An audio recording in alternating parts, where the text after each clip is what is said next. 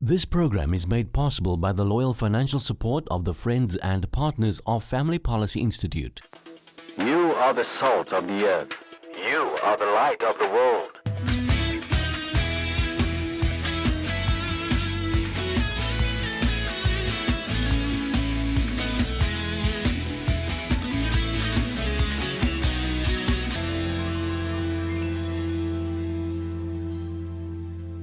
Good evening and welcome. I'm here in the Carollisen home and I'm talking to Micael and Jill about a fantastic vision that God laid on their heart to make a difference in one of the communities here around the Durbanville area. Fisantekraal is a community that needs so much, and here's a couple that God has spoken to directly about touching that community. Jill, Micael, welcome. I want to talk to you about this fantastic vision. How did it all start? Well, actually, Lucia, it's about 5 years in the making. About 5 years ago, God spoke to Micael and I individually just to have a center where we wanted to work with vulnerable and orphan children. As a family and husband and wife, we've always had a heart for children, especially hurting children. And, you know, people that know us will always know that our home is overrun with kids at any given moment. And so, yeah, you know, God had then at that point given us this vision, which was very big. And it was, you know, how do we then get from where we were there to this big double-story center that God had just given to us in dreams? And so I think at the time, maybe just out of a little bit of fear and misunderstanding and the fact that our kids were quite young, we sort of parked it. And then God, as God does, decided to light a fire under us. We couldn't get off that easily. And last year, we ended up actually fostering 2 little boys, a 6-year-old and 11-year-old, who at the time their dad had passed away and their mother was suffering from stage 4 cancer. Sure. And that was really almost, it was, I think from the time that we heard about what was happening to the time the boys moved in with us was also about 2 weeks, so definitely a God-ordained thing. And while the boys were in our home, it was really, you know, it just lit a fire again for us for that urge and that drive to want to look after and help hurting children. Sure. While they were with us, we actually had pastors who were sent to us to come and pray with us. During that time, completely, you know, they hadn't known us from a bar of soap. They were sent to us from a church called Journey of Grace. And they came to us in August last year. And when they met with us, I think they were in our home for about 15 minutes. About 5 minutes, yeah. actually. And they've both got a great prophetic ministry. Yes. And they said to us that we really feel that this is the first step. What you're doing here, you know, fostering these boys is trial by fire, something that you had to go through because it's the first step of a much longer journey that God is taking you on. And then they said, you know, the vision and the dream that God gave you, He's still saying that is real. You thought that it wasn't for you, but it is for you. And He's going to give us the desires of our hearts, which was to work with children. And He's going to bring it to pass, and we should pray. So we were obviously very shocked. I think Micael was like shocked, scared, very excited. Yeah. But because we at that time were already working in children's ministry. Okay. And the interesting part of it, because we were in children's ministry, we thought we were already fulfilling the purpose that God had given us. Only to find out, you know, what we had actually thought about 5 years ago was still to come. So basically we realized when this was said to us from complete strangers that it was really from God. And so we spent the next couple of months just praying and seeking God's face and asking, okay, what do you want us to do? Tell us exactly how we're going to flesh this out, because we still had no clue. Yeah. And we even went back to this. Pastors came back to us in November Yeah, and gave us another word. But basically what happened is, because I've always wanted to do this, there was just this niggling inside that I had to actually go and meet with the pastor again. And in meeting with him, we had a discussion over coffee, and he said, you know, the vision is getting here. Is this massive center where you're going to be the father of many. You and Jill are going to impact the lives of these kids, but also this is going to happen in March. Wow. And I looked at him and I was like, this is November 2018. And I said, oh, March 2020. And he said, no, March 2019. And I was shocked. I laughed and I said, okay, I'll go and tell the wife. Yeah, so we were a little bit like, maybe he got his lines mixed up. Yeah. Basically, we just prayed over December, January. Yes. In January, my brother asked me just to assist him. He's a businessman, entrepreneur. And I said to him, you know, I'm happy to join, but just know that there's something God has in the horizon for us. And when it does come, I'm going to have to drop you and we're going to have to go. He said, okay, fine. He inquired a bit. At that point, we hadn't told anybody about what was going on because we were just still trying to figure out exactly what it is God wanted. When we explained to him we wanted to have a center where we worked with orphans and vulnerable children, he said, well, he knows of somebody who works with a foundation that sows into these type of ministries, he'll set up a meeting. And so we went, a bit hesitantly, I will say, because we were also like, we have no business proposal, we have no model, we have no nothing. Now we're going to go and sit We had a vision. with these people. Yeah, but I mean, they were just so gracious and accommodating. They basically gave us the advice of just, there are so many organizations in this space already. Just get a little bit of each person, look at what they do, the pros and the cons, and then whatever works best, we can sort of build a model on that with prayer, of course. Oh, wow, amazing. So we're now at this point, there's this big vision, there's this big dream, there's something that's going to happen. You've had to take some bold steps of faith and jump on board. And so what connected you to the area of Fisantekraal? Well, we were, the church that we belong to, we were in the children's ministry, we served in the children's ministry as a family, my children as well. And that church had a early learning center in Fisantekraal. So we were aware of the need, we were aware of the community.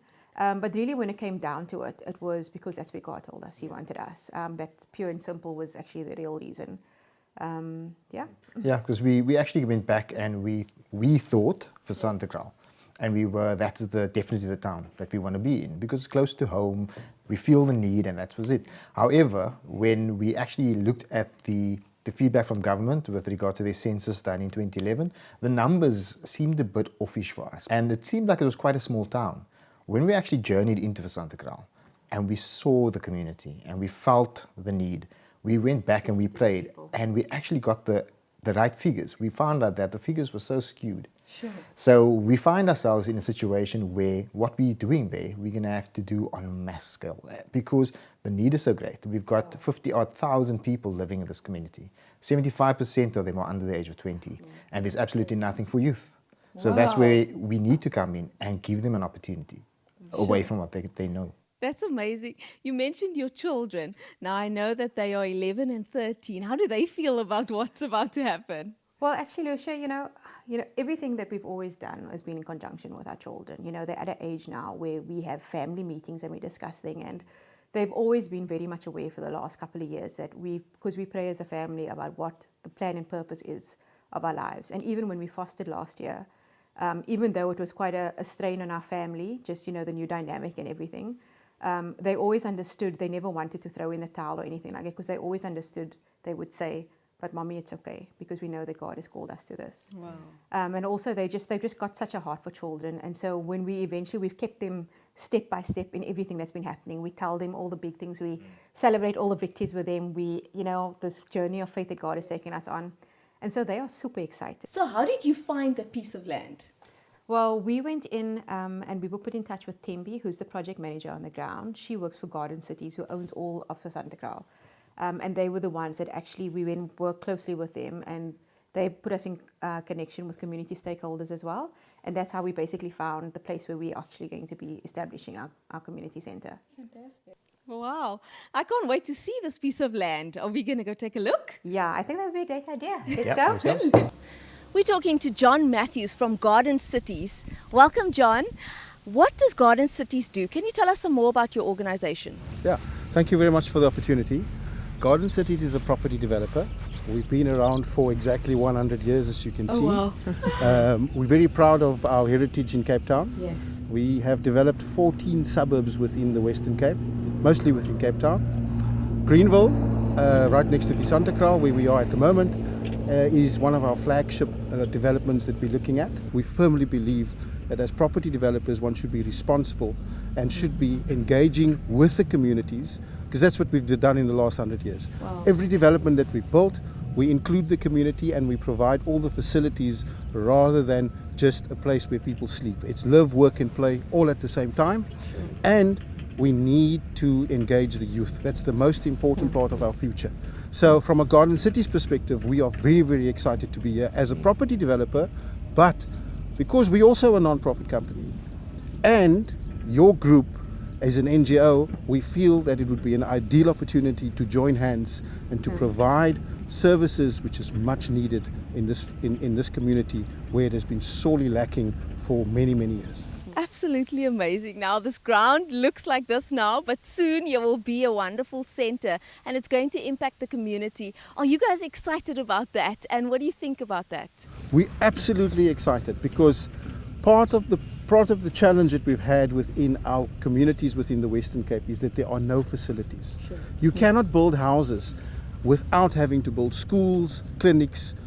After school facilities is the most important to keep the young people off the streets. And that's one of the partnerships that we really, really cherish. And we would like to partner with you, not just on the ground. The ground is but one thing. Our board resolved at the recent board meeting to sell this property as if it's a community property. Therefore, the price that we sold it at was at significantly lower than market value because we believe that this facility would benefit the entire community and particularly the youth. The youth is probably the most important aspect of our population that has been neglected for many, many years.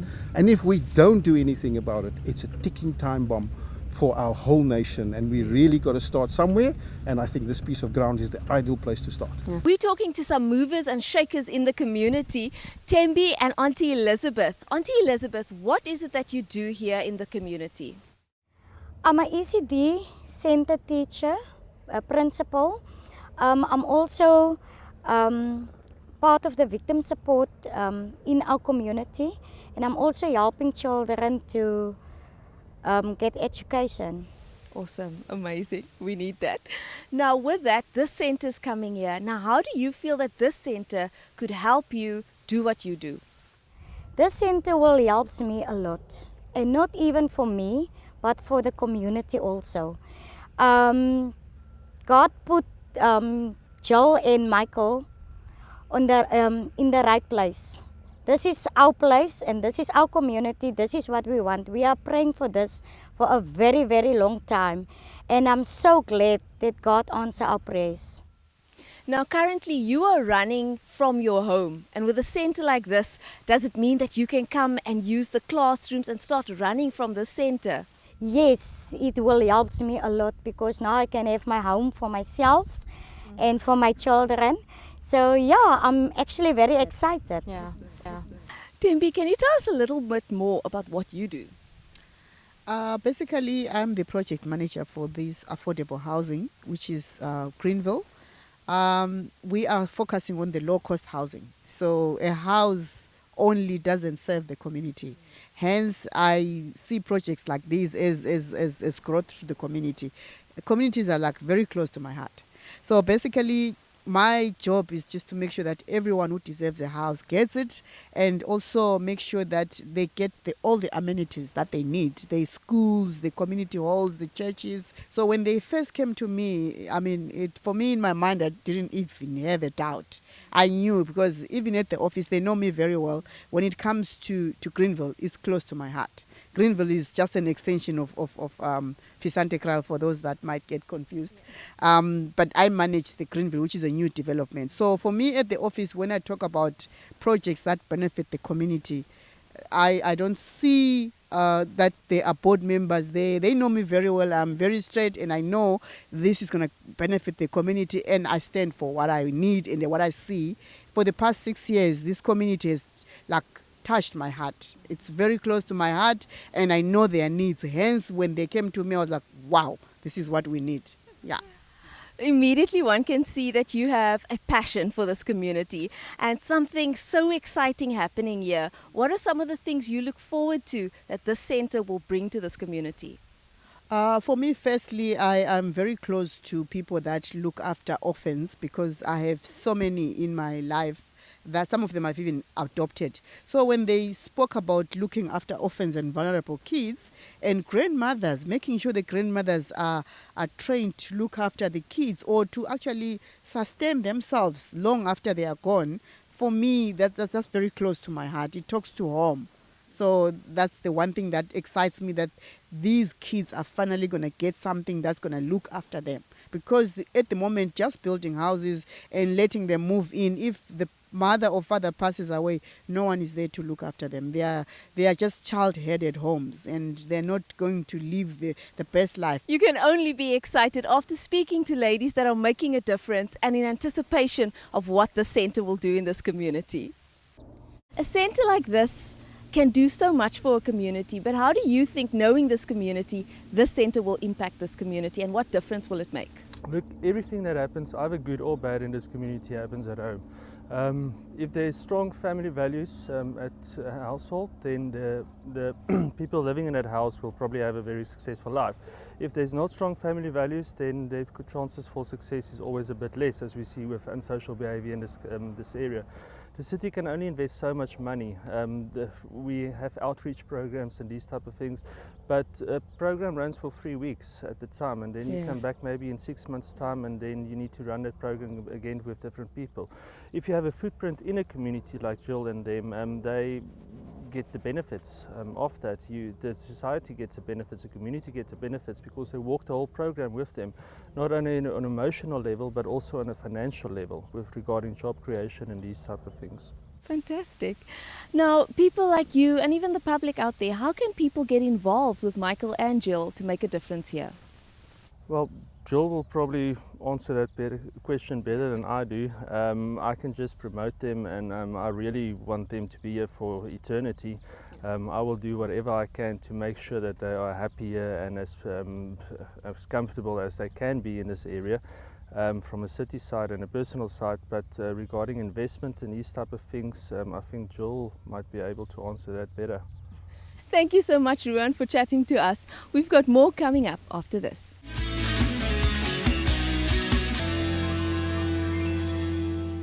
Welcome back. We are standing on the ground in Fisantekraal. Now, this is 6,000 square meters where the vision will be realized. And this is the land that God has given Micael and Jill to build that vision. And it looks absolutely amazing. Standing here, how do you feel?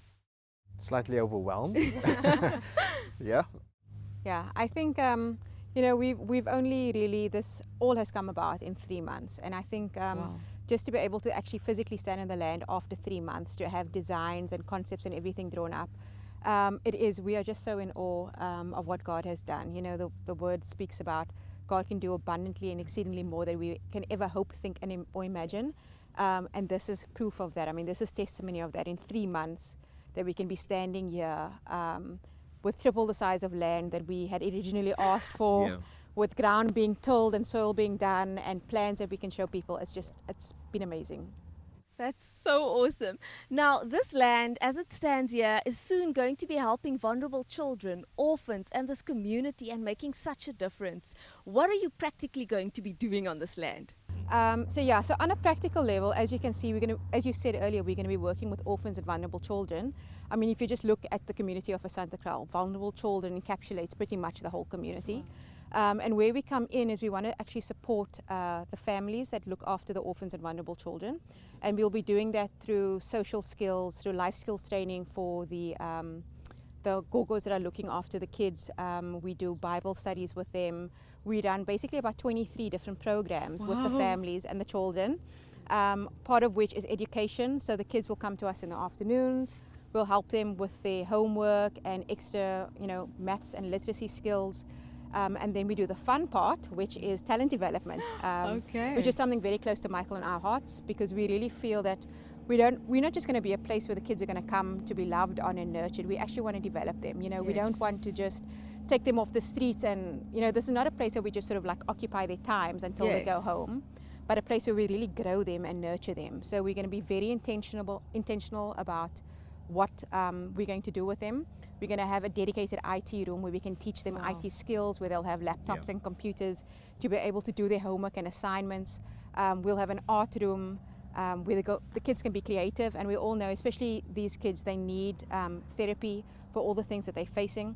And then music, we know that music is also a great therapeutic means, but also something that kids love, and there's so many talents. And so we're bringing people on board that will really do proper programs with them that will take them to a place where there is a hope and a future, where they'll be able to, if you've got an artistic talent, we can go and we can put some pictures up in a gallery. If you've got a musical talent, you can go and be part of an orchestra one day. If you've got a sports talent, I mean, Michael's a coach, he'll speak to you more about that, but we want to bring in scouts that will go and see these kids and, give them an opportunity to take their talent to much greater levels. So as Jill has touched on the sport, that is my heart, my desire. I've already touched base with so many organizations that are ready to come in and partner with us. And the idea and the concept behind it is, if you think of overseas in the States with a big brother, where you have an environment that has no fathers. So you create that father figure within the homes, the biblical role model. And the idea here is to, through sport, create that through a coach. Coach becomes the mentor mentors the kids on the ground. And if I look at the numbers for other NPOs that have done it, they impact on 750 kids at a time. So that is the vision from our side, and we look forward to it. I mean, it's exciting times. Yeah, so besides the actual center where we're running all our programs, which is the emotional and life skills and the education and everything, our model as a whole also includes housing development. So we actually give if we find a family that's on our program that is living in a shack and they've got really dire circumstances, we actually provide them with a 3-bedroom house, which we fully furnish for them. A place to raise these kids, a stable environment where they get the emotional support as well as the safety and the security aspect, and just the support of a community. And we also do job creation, which is a very big on our hearts. Because a lot of these omos and gogos that are in the community that are currently looking after these kids are actually they're not even surviving. You know, they've got a big heart and they're taking all these kids in because they just see them either on the street or they're being abused or they know that they're not eating and they just sort of take these kids in. But they themselves are actually, they're not able to even put food on the table for themselves. So where we come in is we want to help them survive. We want to help them go from surviving to actually thriving. And one of the biggest things is job creation, because a lot of these omas don't have jobs. There's a high rate of illiteracy. And so we create these job creation sites on our community site. And we basically let them come in and they work with us for a year. We train them up. They get the experience and then we place them into jobs. Wow. As you're speaking, I'm just reminded of this parable that says, if you give a man a fish, you continue to feed them. But if you give a man a fishing rod, they can feed themselves. And I just see that you guys you have that in mind with the center. So it's going to make such a difference. But I'm so excited, so I want to see the center. What is it going to look like? Can you show us the plans? Well, actually, our architects and engineering partners are here.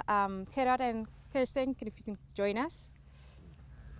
They're from a company called EMI. Okay. So we will look at the plans that they've actually drawn up for us. Yeah. This is just amazing design. You know, when we started this thing out, we had a drawn out, very sad looking little picture. And it's so amazing to have professional partners like this to come on board and to take our vision and our heart and our dream and our wish list and to be able to actually bring it to life in this amazing graphic over here. And so if we can just give you a brief breakdown. So on the road in front of us over there is the main road that's over here. Yes. So this is just the parking area. This is the administration hub where we'll be sitting. We've also made provision for Department of Social Development, who do not have an office in Fisantekraal at the moment. And so this administration hub will include an office, a dedicated office for them, because we do work closely with them in serving this community. And then we've got our junior space over here. So there's a couple of classrooms, and then they've got their own private playground, just because, we don't necessarily want any of the other kids messing with the little ones who can often get under their feet. So we've got a dedicated play area for them. And then we've got a multi-purpose space, sort of like a hall, where we can do group play. And we also use this for training our, the life creation, life skills training and all of those type of things. Fully functional kitchen to be able to feed all of these kids. That's one of the things that's very important to us, is that when the kids come to us in the afternoon, the first thing that we do is give them a hot meal. Yes. Oftentimes we find that that's probably the only meal that they're getting that day. Then we've got this space over here, which is for our sort of junior kids. That's the middle phase, sort of grade 4 to 6 age group. And then we've got dedicated IT room, art room, and music room for the talent development I spoke to you about earlier. And then this is another hall that we can use for the middle and senior phase. And then these are the classrooms for the senior kids. And then we've got a dedicated space for just over here, which we have asked the police to come in, so a site building, just for security purposes. And then over here, we've got where our job creation sites will be. Okay. So because of the community of Fisantekraal, we want to be very specific and intentional about what we're doing there. There is going to be a skills development center, which is going to be just over there, but that's only for men. Okay. And so our job creation sites will really be focused on the women of Fisantekraal. So we'll do a bakery, a sewing shop, those type of things, those skills. And then we've accessed it directly onto the road so that the community can also, you know, it'll be cross-pollination. They'll be able to sell the cookies and the bread and all of that to the community from that area. And then this is Michael's domain, which is the multi-sport facility. And the way I look at it, it's like that's the actual heart of this thing. So what it will actually encapsulate is an AstroTurf facility, top end, because we want excellence. It will be for soccer, for hockey, netball, basketball, whatever the kids are actually into. The idea is to give them every opportunity. And as I said, with the MPOs that I've partnered with, the opportunities here are that they can join academies, they can go overseas, and they can just experience what we would want our kids to experience. So that is why I'm very excited about it. So we have Gerard and Castian here, and I just want to ask you, what does EMI do? So EMI, Engineering Ministries International, is an international group of architects and engineers. And what we do is we provide architecture and engineering services specifically to the mission sector and to the general development sector. So our vision is to see people restored to God and the world restored through design. Now, partnering with Jill and Michael on this project, why was that something you felt you wanted to do? I think the specific attraction for me to this project is the three things that come together. It's really the gospel coming together with care for vulnerable and orphan children, but also very specifically then partnering with specific people that we feel a strong connection and tie and vision with. So I think one of the things that we look for is we look for people who are really doing something innovative and new in the space, specifically in the spaces of caring for those people that the Bible commands us to care for. And the widows and orphans are very much part of that. And this model of community-based care, of keeping vulnerable children in their communities, but seeking to transform those communities, seeking to bring the gospel, not only in word, but in deed to those communities, that's really where our hearts are, and that's what we love to partner with. Now, I love interior design. So when putting this design together, and there's so many different things that's going to be done on this piece of land, what are some of the challenges that you had in putting this perfect picture together? It was first of all understanding the program, understanding their heart, so being able to actually really bring the design through and not just design any building, but to really make it specific to them. It's also about how do you take their vision and make it into something physical. So how do you love these children? How do you provide the best for these orphans? How do you protect them? How do you give security? How do you physically allow them to be in spaces that will nurture them and grow them where they feel protected, and how to implement that into a built form?